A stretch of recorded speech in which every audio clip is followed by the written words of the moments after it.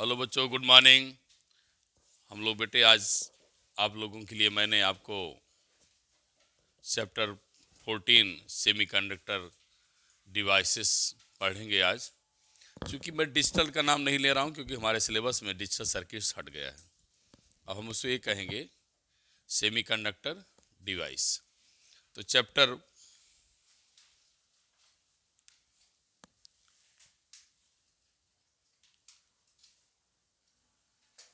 14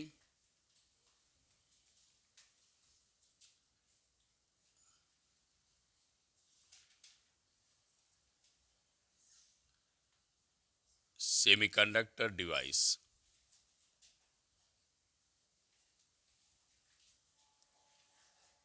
devices कर लीजिए।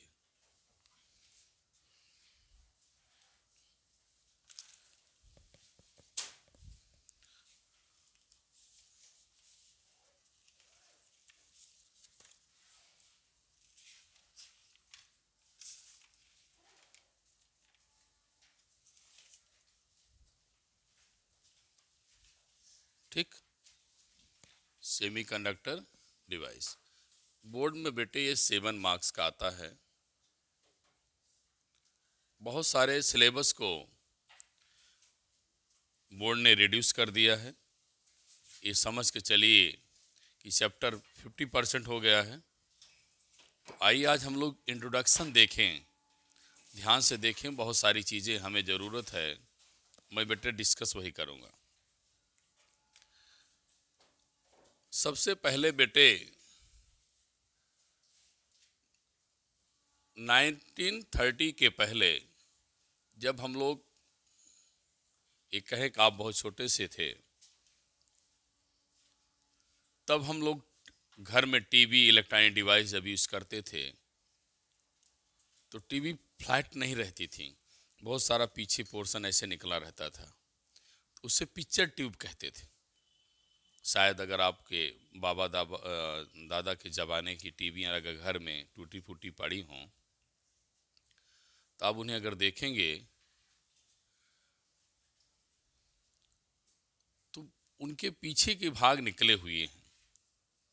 तो कहने का मतलब हुआ बेटा, वो सब डिवाइसेस जब चलती थी, vacuum tube,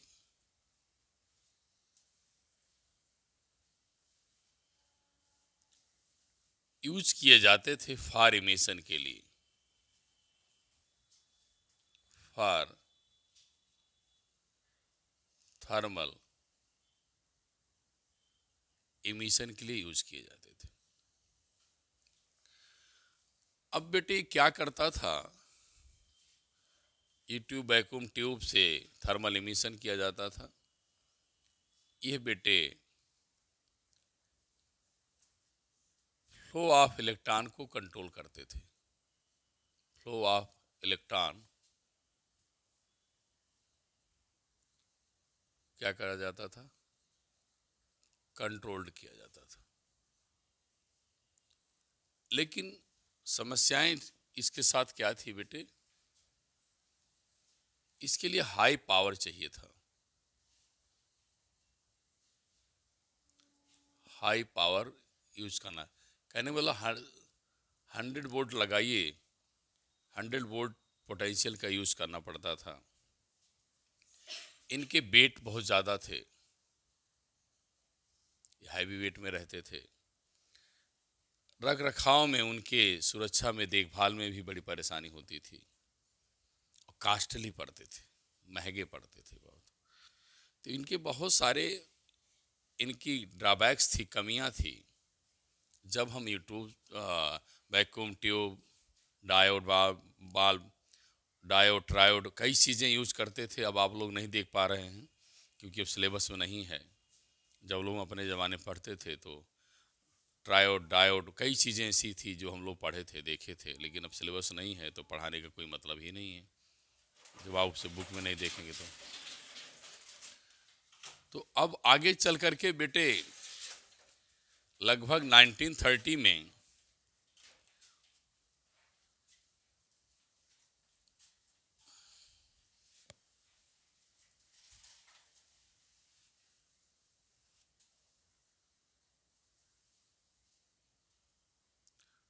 modern solid state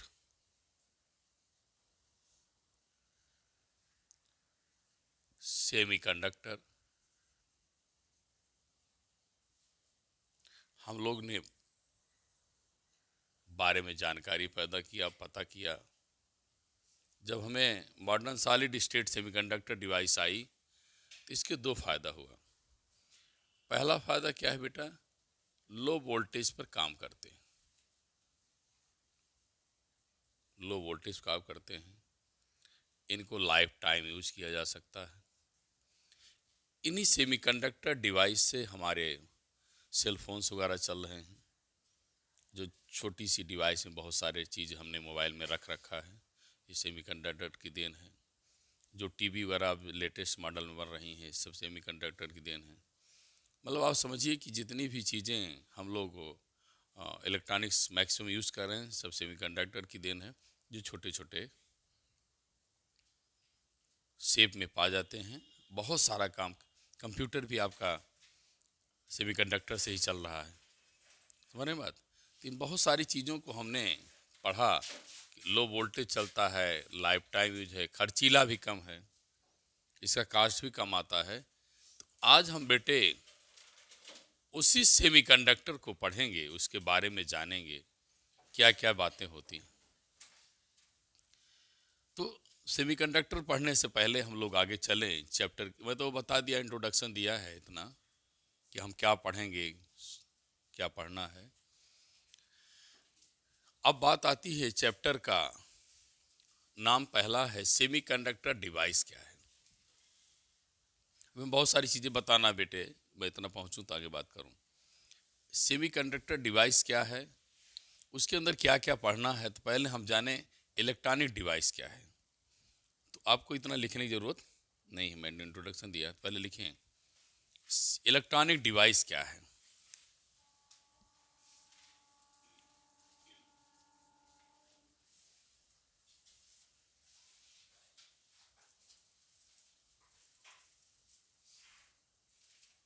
electronic device क्या है, फिर हम लोग पढ़ेंगे इलेक्ट्रॉनिक्स क्या है।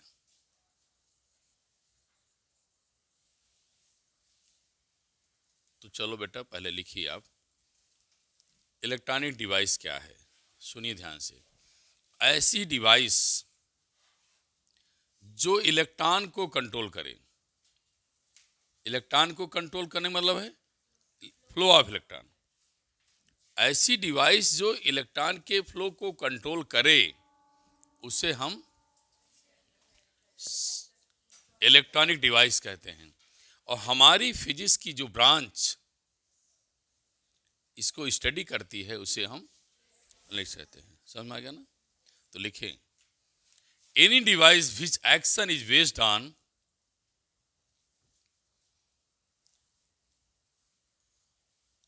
any device which action is based on the control flow of electron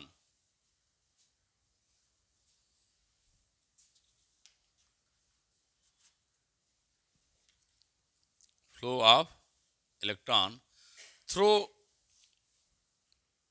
it is called electronic device। Electronic device, कोई दिक्कत नहीं, कहानी समझ गए पूरी। तो जो अभी बेसिक है उसको पढ़ा लें, तो मैं आगे आऊँ फिर टॉपिक को।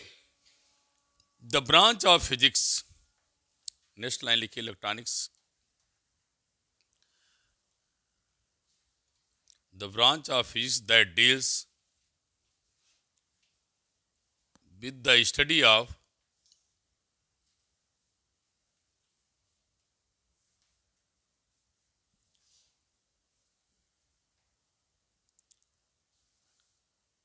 electronic devices is called electronics।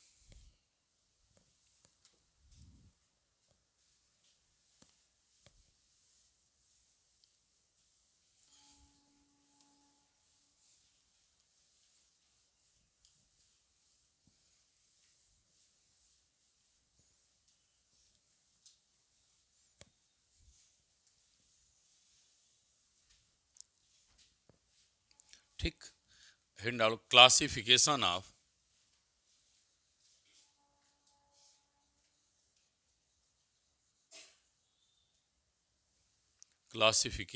Solid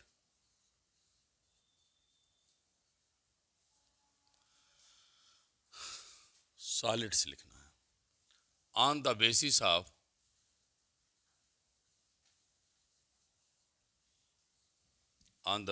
of their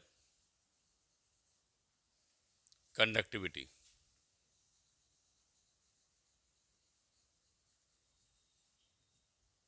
there conductivity.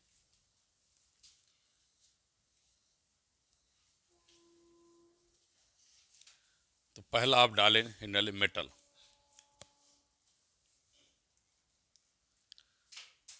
These are दो सॉलिड्स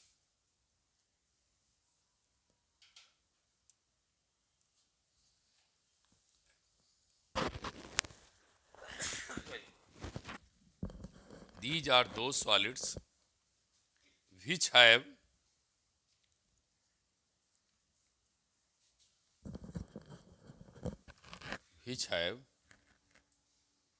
high conductivity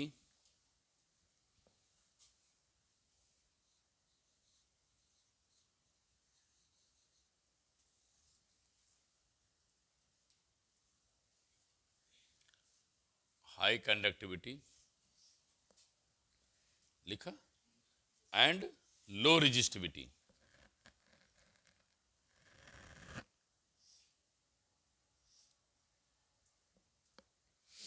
अब आइए देखिए ध्यान से, हमने क्या बोला, बोलो कंडक्टिविटी हाई। अब देखो बेटे, कंडक्टिविटी की रेंज क्या है, 10⁻², टू 10 पावर क्या, 8। इसे लर्न करना, इसमें हम कुछ कर नहीं सकते। हर मेटल की कंडक्टिविटी की रेंज इसलिए दे दिया कि सारे जो मेटल आएंगे इसी रेंज में आ जाएंगे, इसलिए इसने दे दिया 10⁻² से 10⁻8। लेकिन आप पढ़ा है रेजिस्टिविटी क्या होती है, रेसिप्रोकल ऑफ कंडक्टिविटी। इसकी यूनिट याद है किसी को, ओम इनवर्स मीटर इनवर्स। ठीक। अब जब बेटे कंडक्टिविटी का रेसिप्रोकल रेजिस्टिविटी, मैंने बताया था दोनों बिटी बिटी है, चाहे जिसको लिखेंगी, अगर यहां पर कंडक्टिविटी आएगा, यहां रेजिस्टिविटी आएगी, एक दूसरे के रेसिप्रोकल हैं। बीटी बीटी याद है, मैं जब पढ़ाया था 3rd चैप्टर, दोनों में बीटी बीटी का अंतर है। तो बिटिया जब ये नीचे आएगा तो रेजिस्टिविटी क्या होगी, नीचे लिखेंगे, ऊपर जाएगा पावर क्या हो जाएगा, -2 -8। यूनिट ओ मीटर, यूनिट क्या मिलेगी, ओ मीटर। आप ये भी जानते हैं सबसे बेस्ट कंडक्टर कौन है, सिल्वर है। सबसे गुड कंडक्टर कौन है बेटा, सिल्वर है, ये तो पता है ना। आगे तो बहुत है, एल्युमिनियम है और कॉपर, और लिख दें, चलिए लिख दिया आपके पास, बना लीजिए। आगे समझ में कोई दिक्कत तो नहीं है, नोट करिए।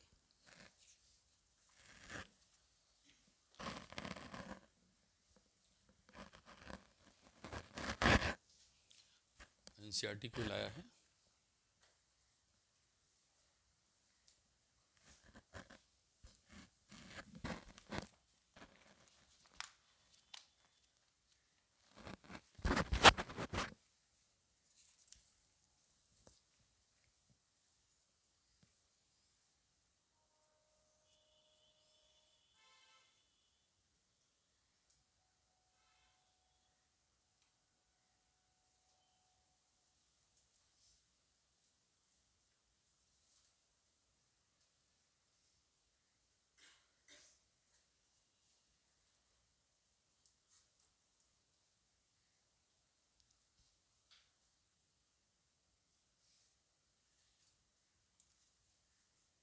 लिख लिया। अब कौन से लिखेंगे बेटा? दूसरा पॉइंट, इंसुलेटर।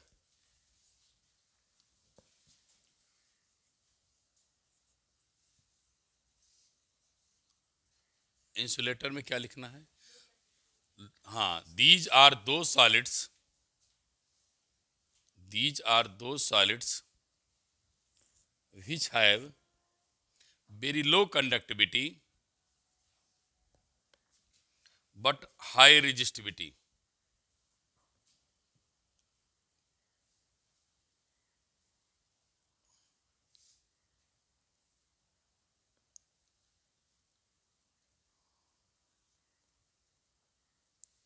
कंडक्टिविटी क्या होती है बेटा?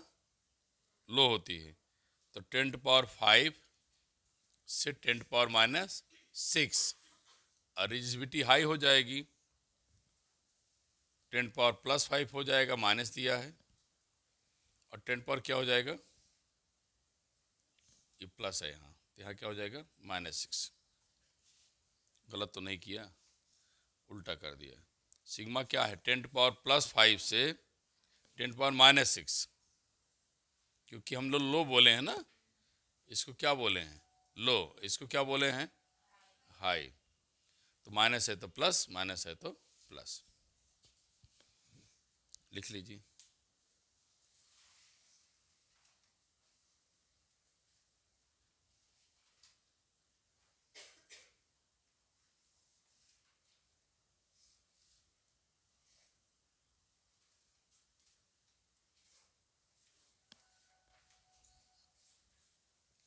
हो गया।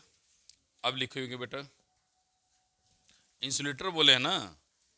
हाँ, गलती हो गई कि इंसुलेटर का गलत बोल दिया। 10⁻, इसको लिख तो दिया मैं इंसुलेटर, इसको बीच में रखना था। रहने तो बेटा, गलती हो गई, 1 मिनट सही कर लेना, अभी रुक जाओ। इसको लिखोगे सेमी कंडक्टर। अभी आप लोग थोड़ा सा चेंज कर लेना, केवल ये पूरा मत कैंसिल करिए। अब लिखो आप क्या? इंसुलेटर यहाँ कर ले।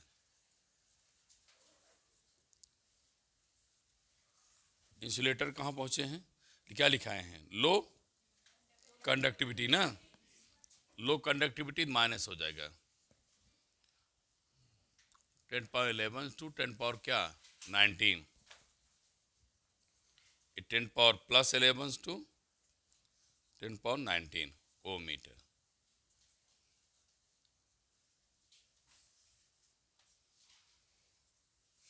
ठीक है,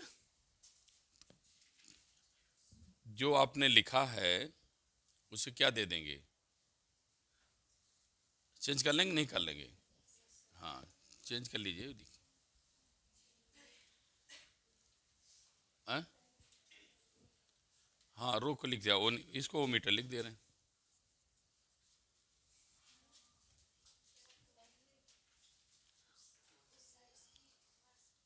क्या गलती कर दे रहा हूँ? ओम इनवर्स, मीटर इनवर्स, ओ मीटर। ठीक,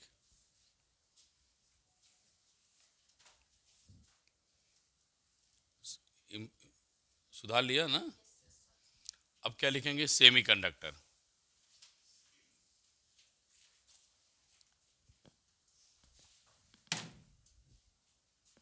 क्या लिखेंगे? Semi conductor. सेमी कंडक्टर में लिखिए,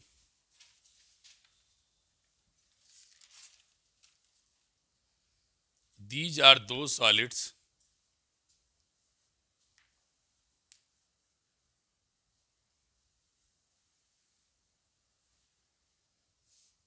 these are those solids which have conductivity and resistivity between conductor and insulator.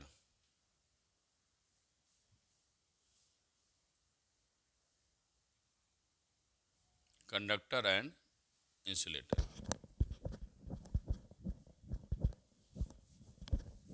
Conductor and insulator. अब ये चीज़ तो यहाँ सेमीकंडक्टर में लिख लेंगे ना बेटा? सुनो, इन दोनों का बिटवीन है, इंटरमीडिएट है ना। जर्मेनियम और सिलिकॉन क्या है? सेमीकंडक्टर्स हैं। मेटल और इंसुलेटर का एवरेज है, बिटवीन है। देखो ये बेटा 2 है और क्या है? 11 है।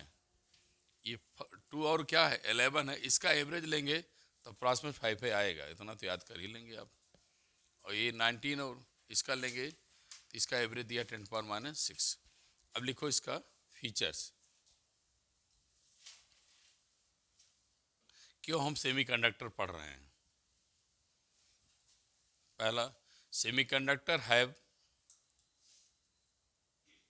Large number of density n of large number of density bracket में n of charge carriers than metals.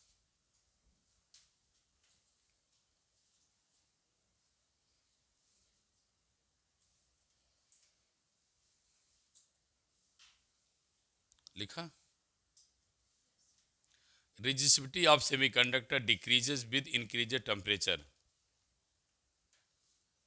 इसकी रेजिस्टिविटी टेम्परेचर बढ़ाने पर क्या करती है? घट जाती है।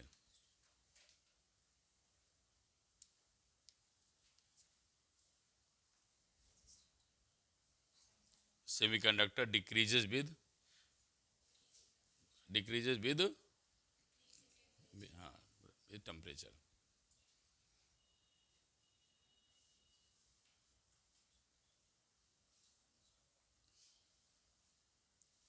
ठीक है,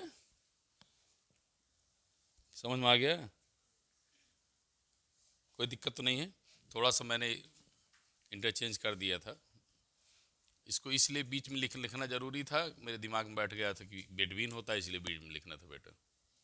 क्लियर है? कोई दिक्कत तो है नहीं ना? इसको क्या पढ़ा? कंडक्टिविटी हाई, इसकी कंडक्टिविटी लो, और ये इंटरमीडिएट बिटवीन होती है। फिर उसके बाद सब उसी का क्या हो जाएंगे? उल्टा हो जाएंगे। अब लिखो आगे नई टॉपिक। नेक्स्ट टॉपिक क्या है? On the basis of energy bands. On the basis of energy band. अब on the basis of energy band classify. On the basis of energy band classify metal, semiconductor and insulator. Metal, semiconductor and insulator.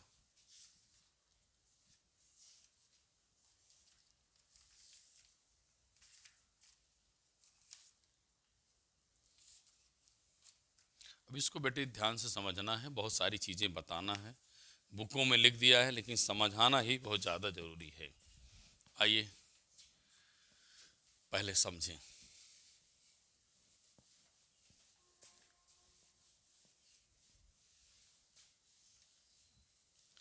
हम क्या क्या बताना है बेटा? हमें बताना है एनर्जी। पहले तो हम balance band, conduction band, energy band, बहुत सारी चीज़ें बताना है। तो मेरे बच्चे ध्यान से सुने हम क्या बताने चले हैं। ठीक है?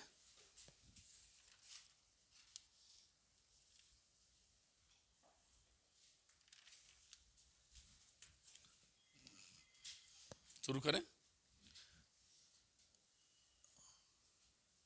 हमें बताना है बेटे पहले बैंड बताना है, फिर एनर्जी बैंड बताएंगे,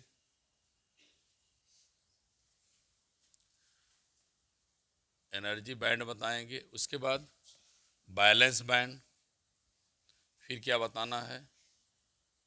कंडक्शन बैंड।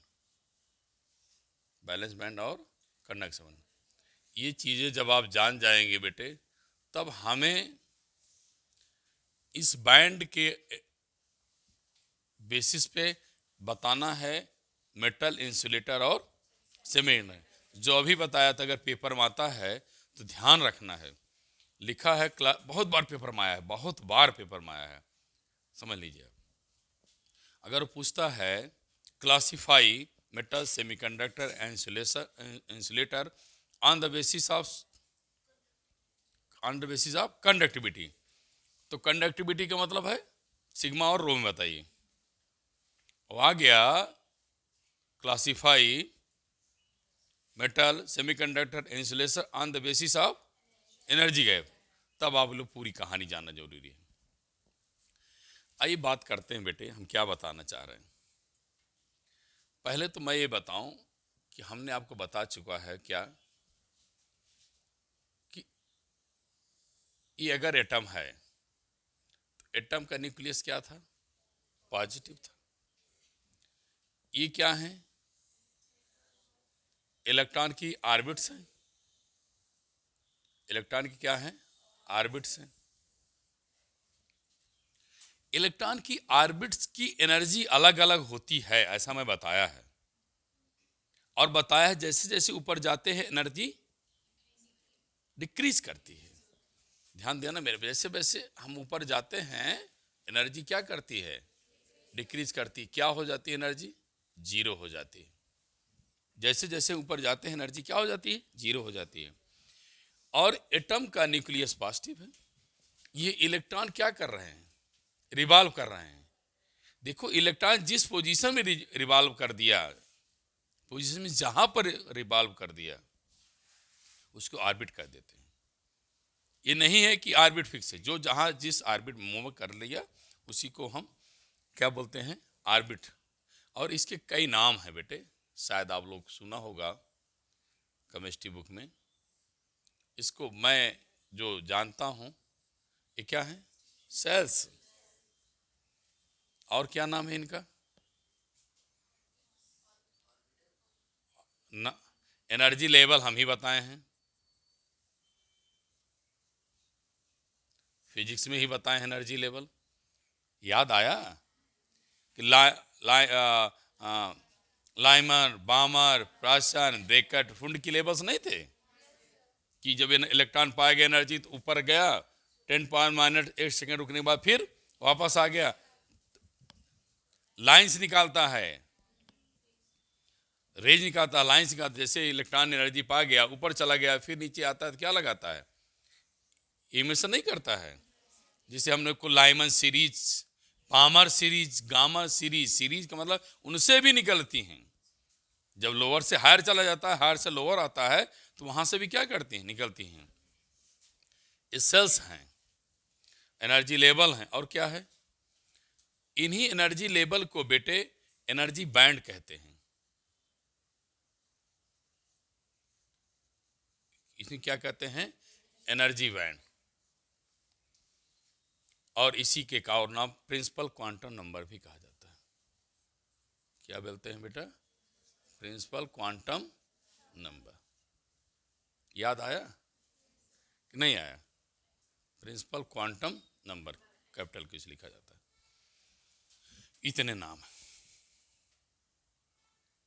क्लियर? मैटर किससे बना है? एटम से। मैटर किससे बना है? एटम से। अगर कोई मैटर बना है, बेटा ध्यान देना, अब मैं आ रहा हूं अपने टॉपिक पे।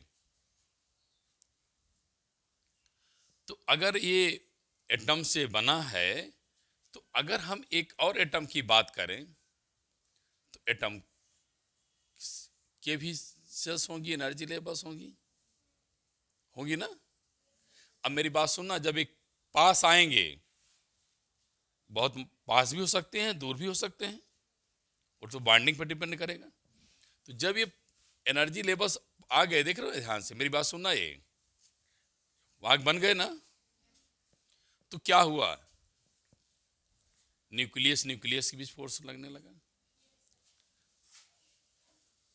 न्यूक्लियस के बीच काम करेगा। इलेक्ट्रॉन न्यूक्लियस के बीच काम करेगा। इलेक्ट्रॉन के बीच क्या करेगा? फोर्स लगेंगे। ये सब क्या लगेंगे? हाँ, फोर्स लगेंगे। इस फोर्स को कहा जाता है म्यूचुअल इंटरैक्शन।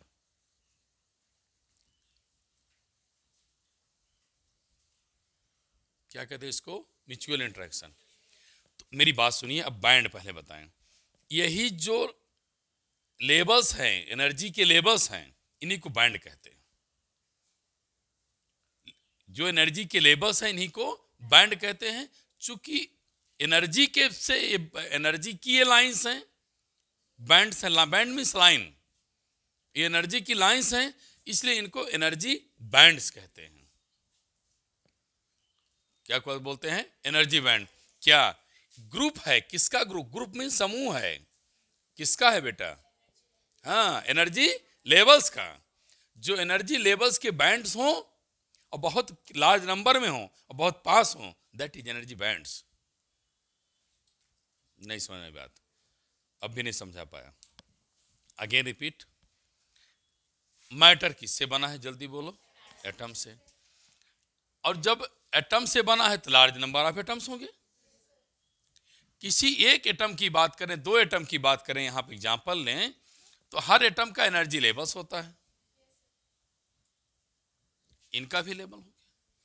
जब इन दोनों को मैंने पास में लाया, मिलाया, देखा, बॉन्डिंग आपस में बॉन्डिंग किया, तो क्या हुआ बेटे कि जो इनका एनर्जी लेवल है, इनका एनर्जी लेवल दोनों पास पास आ गए। तो मेरे एनर्जी लेवल का एक लार्ज नंबर ऑफ ग्रुप बन गया।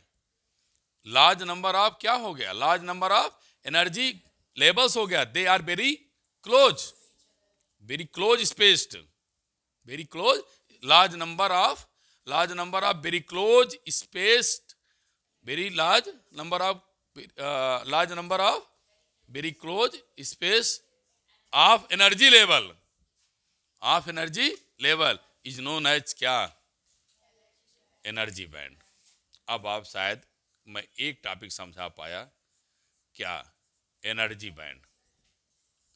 बैंड में लाइन, कैसी लाइन? लाइमर सीरीज की लाइन, बामर सीरीज की लाइन, ये क्या है? लाइंस हैं।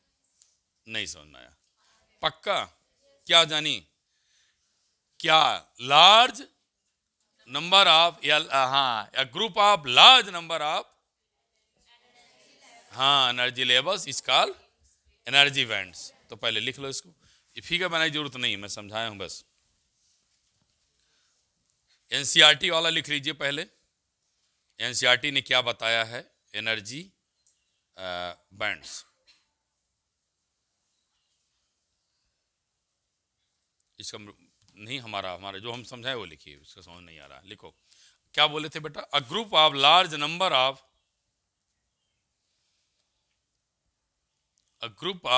Number of closely spaced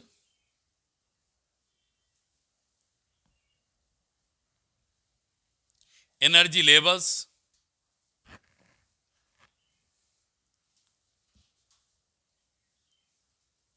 is called energy band.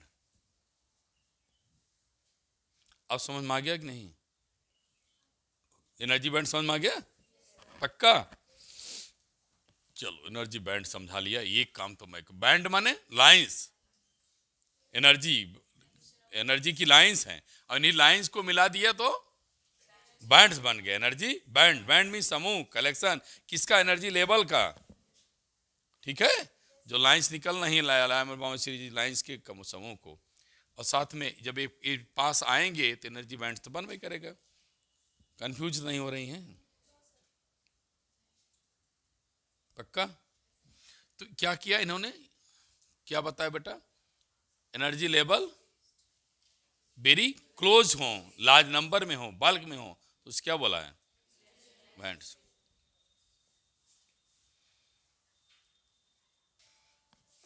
अब मैं बेटे आप लोगों को क्या पढ़ा दिया? Band, energy band, balance band, conduction band बताना है। अब इसको खूब ध्यान सुनना बेटा। है क्या? सुनो, जब मैंने छोटी सी बात करूं, एग्जांपल ले लूं, नाइट्रोजन कितना होता है? 14। कॉन्फ़िगरेशन कर दो, 1s2 2s2 2p6 3s2 3p2। अब ध्यान सुनना, मैं जल्दी बताना चाह रहा हूं।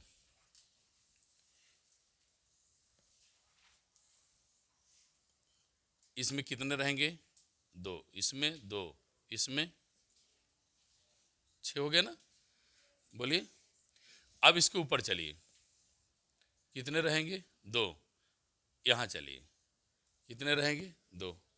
अब ये खाली है ना, तो अब ये खाली है, मैं ऐसे बना दिया।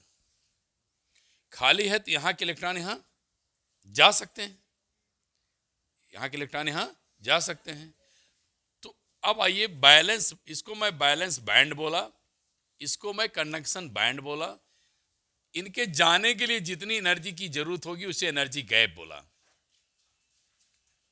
बोल तो दिया, लेकिन मुझे समझाना है, मुझे समझाना है। जल्दी समझिए मैं क्या बोल रहा हूं, सुनना ध्यान से तभी समझ में आएगा।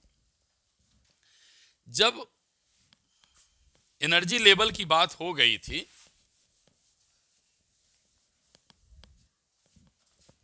हम लोगों ने जो पढ़ा है लाइमर, बामर, पास्टन, ब्रेकार्ड, फुंड, ऐसे, यहां पर एनर्जी क्या थी? 0 थी। और जैसे जैसे ऊपर जाते हैं एनर्जी क्या हो गई? तो फोर्स क्या करेगा? डिक्रीज करेगा। एनर्जी 0 है तो फोर्स क्या है? 0 है। अब मैं कहना क्या चाह रहा हूं? कहना यह चाह रहा हूं कि बैलेंस बैंड वो हैं जो इलेक्ट्रॉनों से, बैलेंस इलेक्ट्रॉनों से भरे होते हैं, जिनका कंडक्टिविटी में कोई लेन देन नहीं है, जिनका कंडक्टिविटी में कोई लेन देन नहीं है, वो बैलेंस हैं। वो कंडक्टिविटी में सपोर्ट ही नहीं करते। जैसे मेरे घर में, मेरा घर पैसे से भरा है, हम किसी से क्यों लेन देन करेंगे?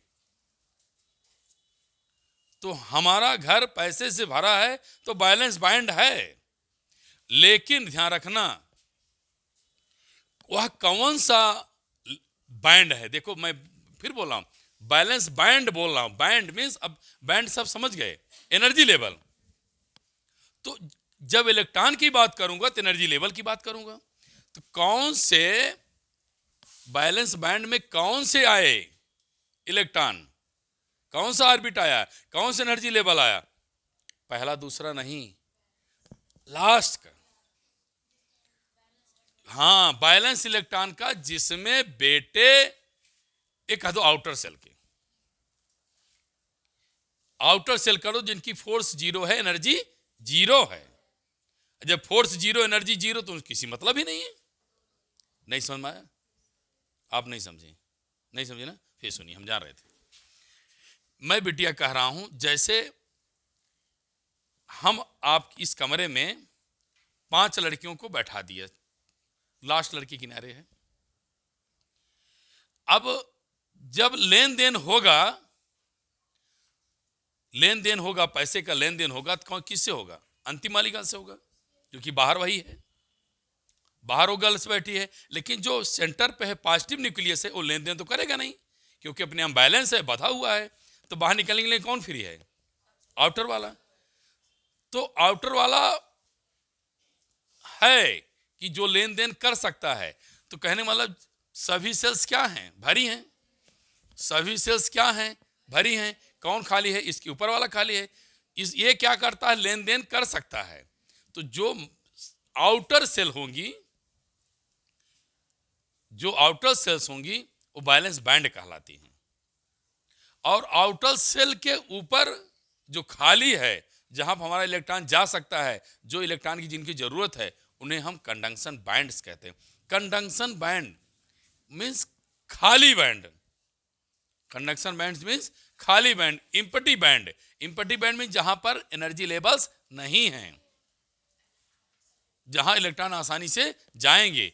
तो ये बैलेंस बैंड यहां तक दे दिया, लेकिन इसके ऊपर जो खाली है, जहां जा सकते हैं, उसको क्या बोला? Conduction band. जो यहां तक भरा है उसको क्या बोला? Balance band. बैलेंस में समझ गया ना? बैलेंस का मतलब कहा ना, भरा है। फील्ड एनर्जी लेवल्स, क्या बोलेंगे? Field energy levels, field bands. अब नहीं समझ में आया? फिर सुनिए मैं क्या कहा, समराइज करके सुनो। Balance band, band means energy levels, वह एनर्जी लेवल जो इलेक्ट्रॉनों से भरा हो, जिसके ऑर्बिट में इलेक्ट्रॉन पूर्ण रूप से भरे हों, लेन देन ना करे। देखो यहीं तक मैं कह रहा हूं, सब भरे हैं, यहां तक सभी के ऑर्बिट्स क्या हैं, भरे हैं। तो ये सब क्या हैं, बैलेंस बैंड हैं। अब नहीं समझा पाया मैं, समझ में आया ना? मतलब बॉटम टू टॉप, जिस ऑर्बिट में इलेक्ट्रॉन पूर्ण रूप से भरे हैं, जिनकी एनर्जी एकदम कंप्लीट है, ना उनको एनर्जी चाहिए, ना एनर्जी देंगे, ना कंडक्टिविटी में सहायता करेंगे, वो हमारा क्या है, बैलेंस बैंड है। उससे ऊपर जब चलेंगे, कंडक्शन बैंड है, खाली बैंड है। शायद समझा पाया कि नहीं, बोलो यार, तो लिख डालो। इतना पढ़ाने के बाद भी पक्का आ गया ना? क्या समराइज फिर बोलो। हाँ, मतलब आउटर मोस्ट कह दो, मतलब एटम का आउटर सेल क्या कहलाता है, बैलेंस कहलाता है, क्योंकि वहां तक भरा है, उसके ऊपर क्या है, खाली है, तो कंडक्शन बैंड हो गया। तो मैं किताब के लैंग्वेज लिखाऊंगा बैलेंस बैंड में, the energy band which includes the energy levels, the energy band which includes the energy levels of the valence electron, of the valence electron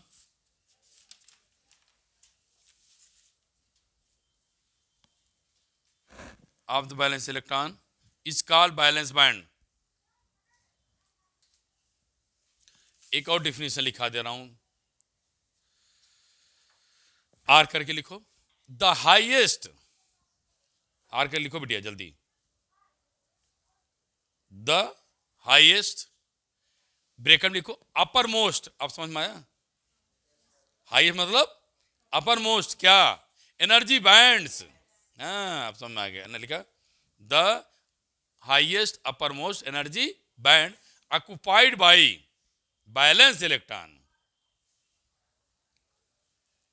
highest हो, अपर हो, समझ गए ना, upper most energy band occupied by balance electron is called balance band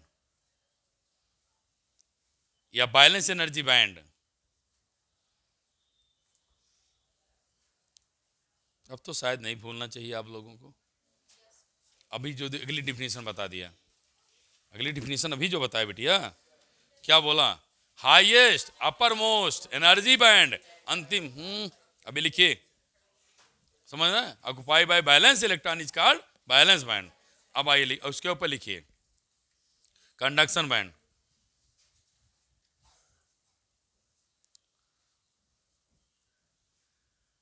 the energy band above the valence band, the energy band above valence band is called conduction band।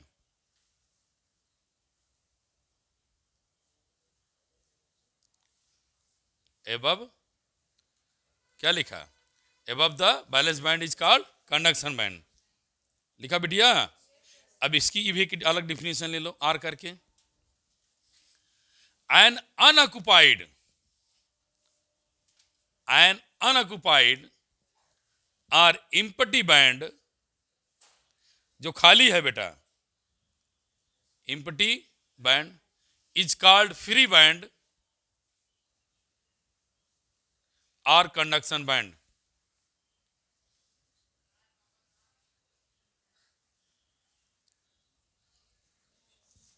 समझ में आ गया? Last में नहीं समझाया हूं, सुन लीजिए। अब मिनिमम एनर्जी चाहिए जो यहां से इलेक्ट्रॉन शिफ्ट कर जाए, कहां, कंडक्शन बैंड में, उसको क्या बोलते हैं, एनर्जी बैंड गैप। लिखो लास्ट, हम जाने थक गए हैं आप लोग, लिखिए the minimum energy required for shifting, the minimum energy required from shifting electron from valence band to conduction band